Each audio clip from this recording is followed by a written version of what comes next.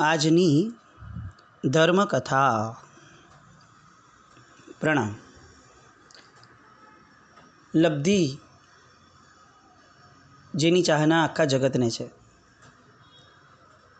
ક્યાંક આપણને એવું જોવા મળે કે ગૌતમસુરી મહારાજ સાહેબને, ગૌતમ સ્વામી મહારાજને પણ આપણે યાદ કરીને તો પહેલાં આપણે કહીએ કે અનંત લબ્ધિના ધારક છે. કારણ કે લબ્ધિનો ચાહક આખું જગત છે.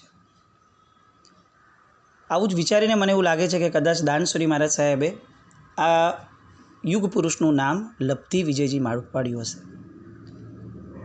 અનેકવિધ ચાહનાના કાર્યક્રમો, ચાતુર્માસો, અનુષ્ઠાનો, શાસનના જેન્યુઇનલી પ્રભાવક કહી શકાય એવા કાર્યો, જગતનું એટલું સરસ હિત કર્યું છે કે જે આટલા નાના આયુષ્યની અંદર આપણને એમ લાગે કે આપણે માંડ પરિવારને સાચવી શકીએ છીએ.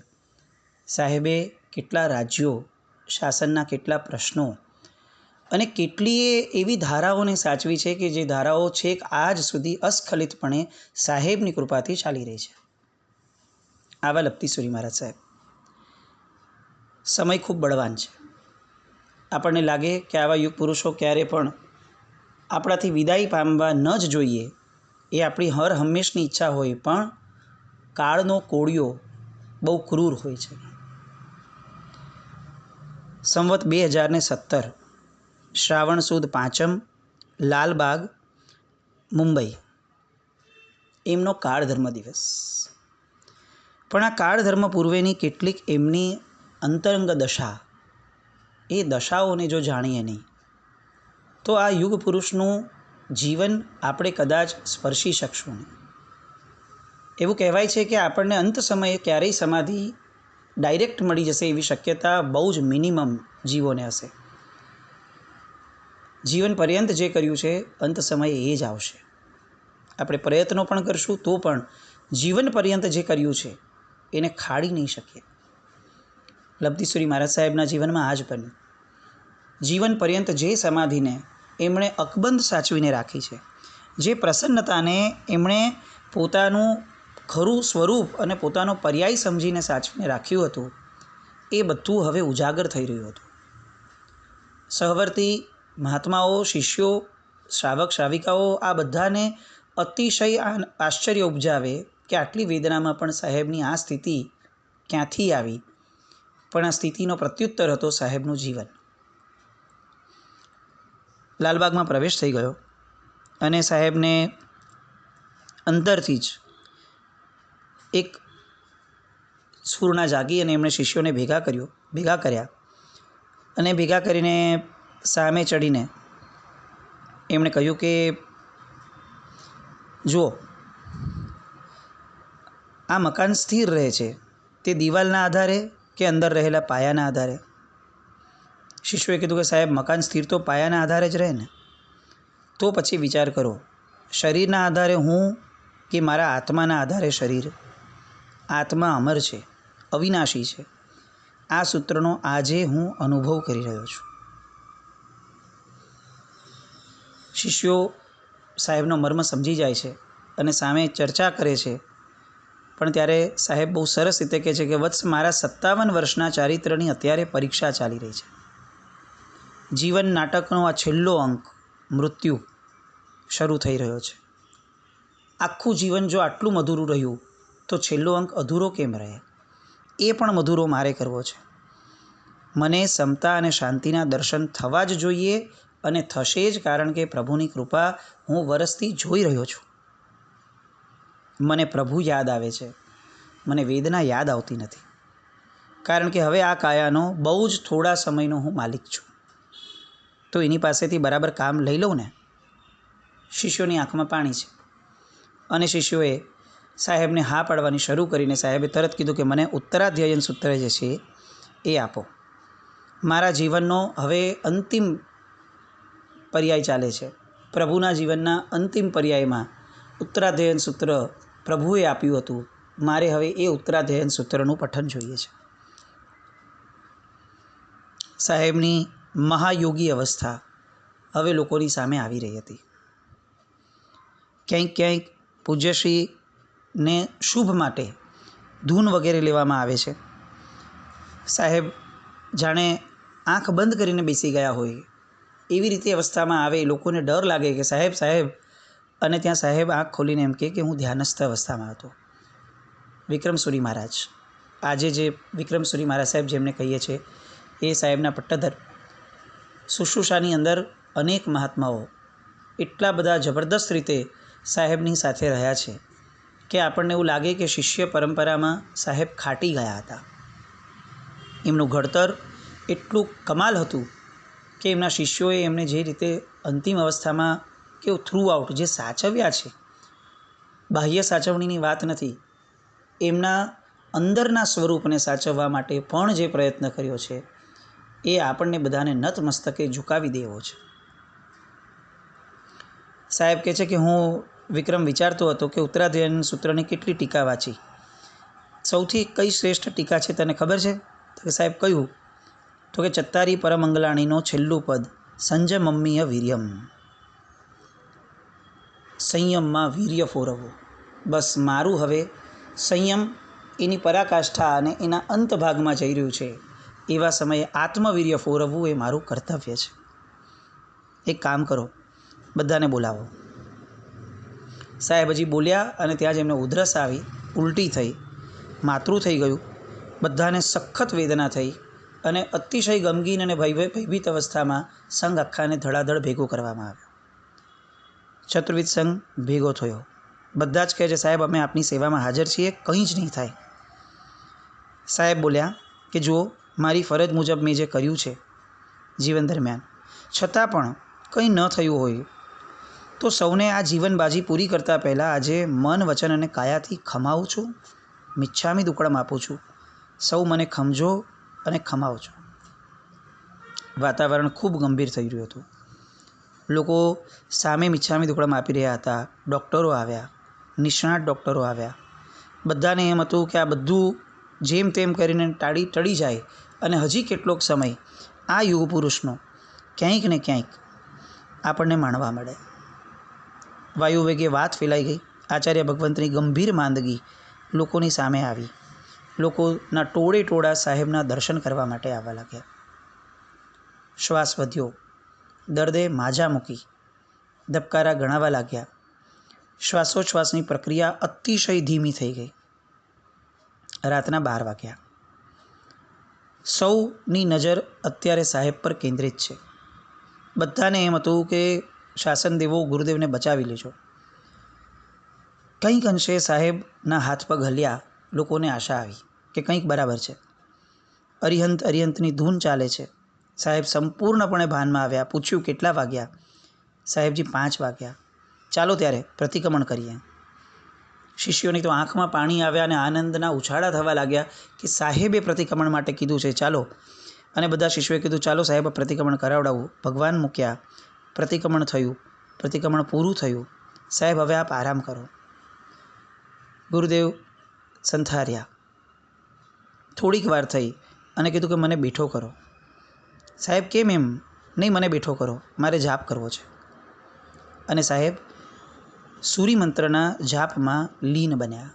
જે પટ એમનો નિત્યક્રમ હતો સૂર્યમંત્રના જાપનો, એ જ પટની સમક્ષ પૂજ્યશ્રી એ જ સ્વસ્થતા, એ જ સ્થિરતાથી, જાણે જીવનની અંદર એક સામાન્ય દિવસ છે એ જ રીતે સાહેબ પૂર્ણ સ્વસ્થતાથી અંદરની વેદનાઓ એ શરીરને છે, મને શું, આ ધારામાં આગળ વધતા એમણે સૂર્યમંત્રનો જાપ કર્યો. પૂજ્યશ્રીનો એક સામાન્ય રૂટીન હતું કે એમણે પૂર્ણ જીવનકાળ દરમિયાન આચાર્ય પદવી પછીથી ત્રિકાળ 3 વાર આખા દિવસમાં સૂર્યમંત્રના જાપ કરતા હતા. સૂર્યમંત્રના જાપથી જાણે આત્માની ખુમારી પ્રગટી ગઈ. બીજો દિવસ ઉગ્યો. અનેક રોગોએ નિવાસ સ્થાન બનાવી દીધું હતું. એ સમયના ડૉક્ટર એમ કહેતા હતા કે સાહેબના શરીરમાં અત્યારે 10 રોગો એવા છે કે જે રોગો સાહેબને અંદરથી ખતરનાક રીતે હેરાન કરી રહ્યા છે.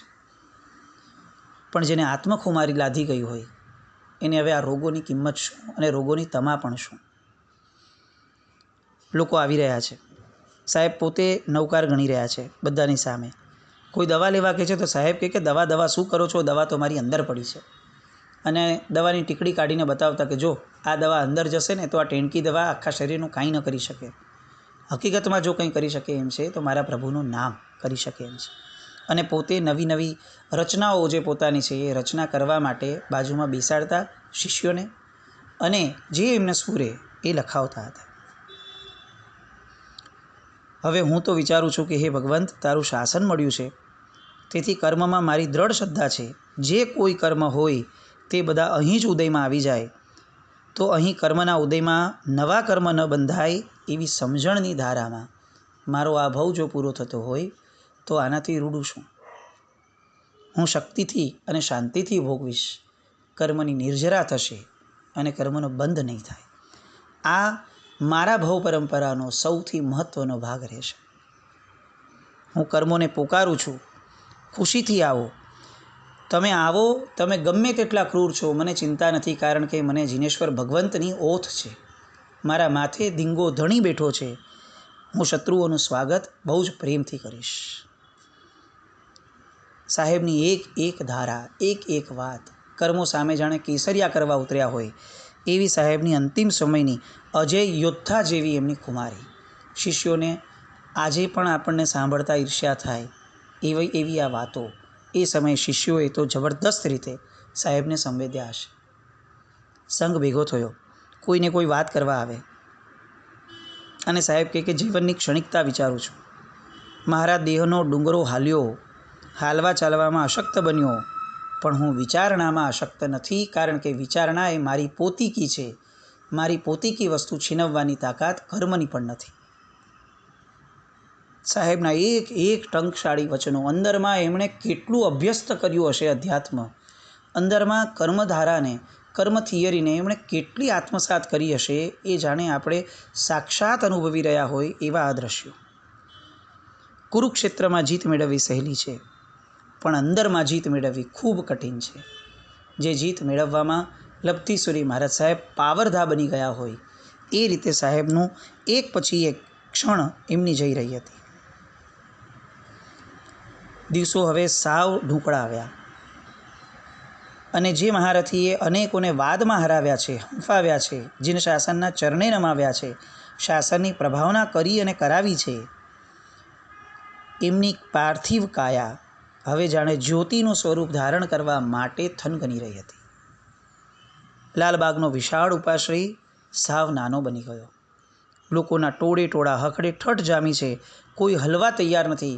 દરેકને આ સાધક પુરુષની અંતિમ અવસ્થામાંથી કંઈ ને કંઈ પામવું છે અને કંઈ ને કંઈ શીખવું છે. સાહેબના શિષ્યો એમની પાસે સતત કંઈક ને કંઈક એમની આયુષ્ય મર્યાદા વધે એવા પ્રયત્નો કરતા હતા.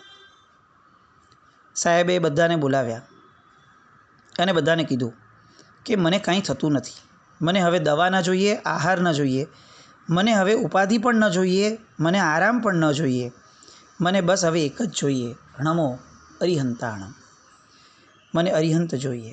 અને અરિહંતનું ધૂન ચાલી.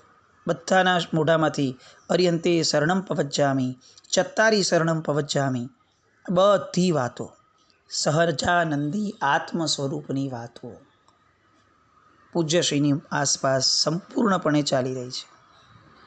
એમનું જ એક પદ, ચિદાનંદ અવિનાશી હો મેરો ચિદાનંદ અવિનાશી, કોર મચોરી કરમ કી મેરે સહજ સ્વભાવ વિલાસી, ચિદાનંદ અવિનાશી, પૂદગલ ખેલ ખેલ જો જગ કો સો તો સબહી વિનાશી, પૂર્ણ ગુણ અધ્યાત્મ પ્રગટે જાગ જોગ ઉદાસી, ચિદાનંદ અવિનાશી.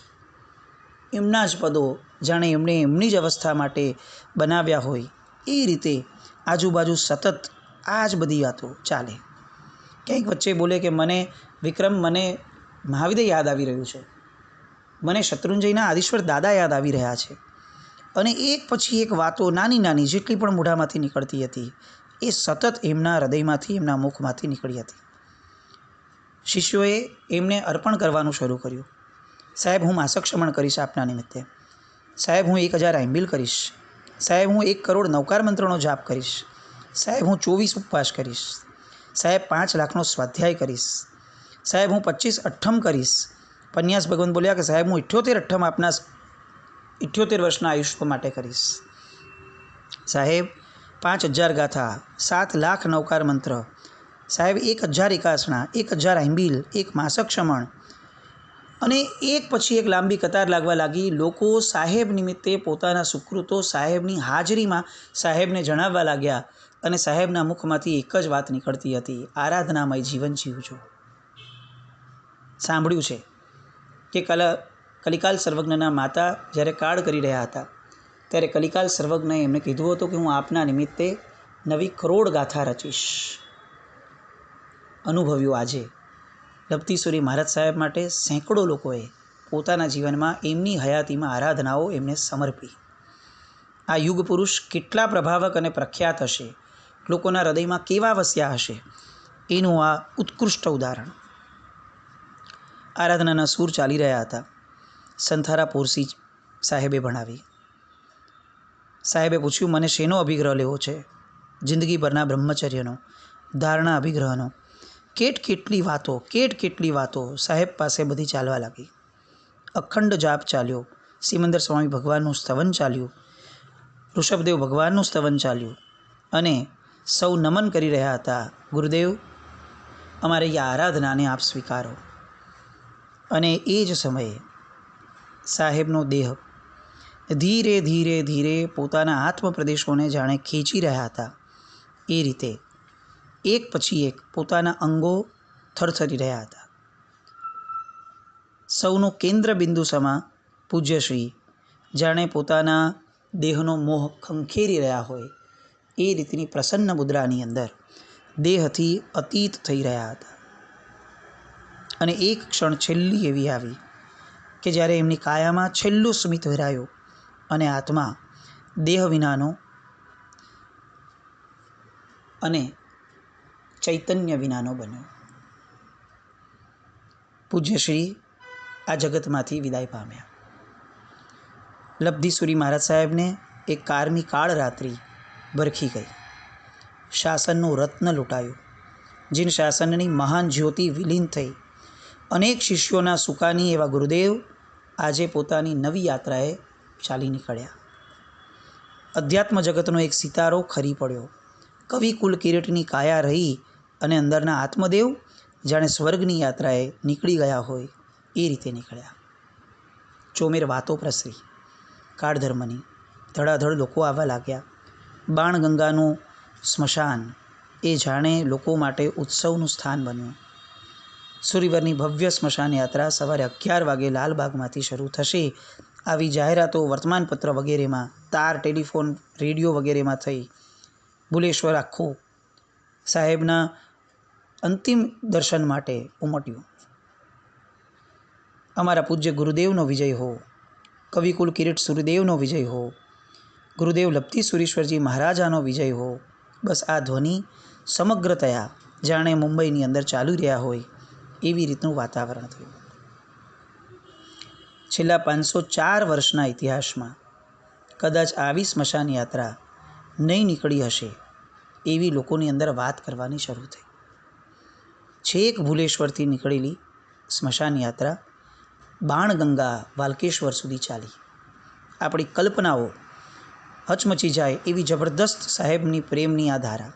જય જય નંદા, જય જય ભત્તા, આ ગગનભેદી પોકારો શરૂ થયા અને એક સૂર્ય જીન શાસનનો અસ્ત થયો. સાહેબનું જીવન, એનો મિતાક્ષરી સામાન્ય પરિચય. એમના પિતાશ્રીનું નામ પિતાંબરદાસ, માતાશ્રીનું નામ મોતીબેન. જન્મ સંવત 1940 પોષ સુદ 12 બાલ શાસન નામના ગામમાં. દીક્ષા 1959 કારતક વદ છઠ બોરુ નામના ગામમાં. દીક્ષાદાતા ગુરુદેવ પૂજ્ય કમલ સુરેશ્વરજી મહારાજા. સાહેબની ગણી, પન્યાસ, ઉપાધ્યાય અને આચાર્ય પદવી બધું એક જ દિવસે થયું. સંવત 1941 માગસર સુદ 5મ છાણી. સાહેબને એમના ગુરુદેવે એક બિરુદ આપ્યું હતું, જૈન રત્ન વ્યાખ્યાન વાચસ્પતિ, અને એ આપ્યું હતું અષાઢવદ એકમ 1971 ઈડર ખાતે. સાહેબની ઉંમર 77 વર્ષ 77. દીક્ષા પર્યાય 58 યર્સનો. એમનું અપર નામ હતું છોટે આત્મારામજી. શિષ્ય સંપ્રદા 21 આજ પર્યંત અને કુલ શિષ્ય પ્રશિષ્ય બધું મળીને લગભગ 180થી વધુ આચાર્ય, 180થી વધુ શિષ્યગણ. સાધ્વી સમુદાય 450થી વધારે. સાહેબે દક્ષિણની અંદર, પંજાબની અંદર, અનેક રાજ્યોની અંદર ખૂબ સરસ રીતે શાસન પ્રભાવનાઓ કરી, અનેક વાદ કર્યા સાહેબે. એમનું વિહાર ક્ષેત્ર મેવાડ, મારવાડ, રાજસ્થાન, બંગાળ આદિ 58 વર્ષમાં 38 ગ્રંથ લખ્યા સાહેબે. રોજ ઓછામાં ઓછા એક નૂતન શ્લોકની રચના સંપૂર્ણ દીક્ષાકાળ દરમિયાન એમણે કરી છે. રોજ એક નવું. સંસ્કૃત રચનામાં તત્વન્યાય, વિભાકર ગ્રંથ, સ્વપગ્ન, ટીકાયુક્ત, વૈરાગ્યરસ મંજરી, સૂત્રાર્થ મુક્તાવલી, સંમતિ તત્વ સોપાન, મેરુ ત્રયોદશી કથા, શુક રાજા કથા, ચૈત્યવંદન ચતુર્વિંશતિકા, સ્તુતિ ચતુર્વિંશતિકા, દ્વાદશાર નયચક્ર આદિનું સંપાદન, હિન્દી, ગુજરાતી આવી તો અનેકવિધ રચનાઓ. 21 પ્રકારી પૂજા, શાંતિનાથ પંચકલ્યાણક પૂજા, વિશેષસ્થાનક પૂજા, 17 બેજી પૂજા, પાર્શ્વનાથ પંચકલ્યાણક પૂજા, તત્વત્રયી પૂજા, પંચજ્ઞાન પૂજા, આવી અનેક રચનાઓ. નૂતન હજારો નવી સચ્ચાઈ જાણે સાહેબે રચી હોય એવું સાહેબનું નામ. આવા લપતિસુરી મહારાજ એમની અનેક લબ્ધિઓ આપણને સૌને આ જગતને આપી અને આ જગતમાંથી પોતાની બહુ જ ઓછા ભવની યાત્રા પૂર્ણ કરવા માટે અહીંથી વિદાય પામ્યા. આપણા સૌના જીવનમાં સાહેબનો જે ગુરુ મંત્ર હતો, નિંદા ન કરવાનો, એ ગુરુ મંત્ર આવે. એક એક ગુણથી પણ આપણે શરૂઆત કરીએ. આવી કંઈક આપણે સાહેબ પાસેથી માંગણી કરીએ. લબ્ધિસુરીશ્વરજી મહારાજા એમને અનંત વંદના કરી અને એમના ચરિત્ર દરમિયાન કંઈ પણ મન વચન કર્મથી એમના વિપરીત અથવા એમને યોગ્ય ન હોય એવું કંઈ પણ આપણા દ્વારા બોલાયું વિચારાયું હોય તો એ બધાની કોટિશઃ મિચ્છામી દુક્કડમ માંગી માફી માંગીએ અને એમના ગુણો આપણામાં આવે, આપણામાં પ્રાદુર્ભાવ થાય એવી માંગણી પૂજ્યશ્રી અત્યારે જ્યાં છે ત્યાં એમને કરીએ. જેની લબ્ધિ થકી પોતાનું જીવન સુદૃઢ બન્યું, એમની લબ્ધિ આપણા જીવનની અંદર કંઈક અંશે શુભતા પ્રગટાવે આપણી યોગ્યતા પ્રમાણે અથવા આપણી યોગ્યતાથી અધિક એ માંગણી એમની પાસે કરી વિરમીએ. જીનાજ્ઞા વિરુદ્ધ કંઈ પણ બોલાયું હોય તો મિચ્છામી દુક્કડમ. જૈનમ જયતિ શાસનમ.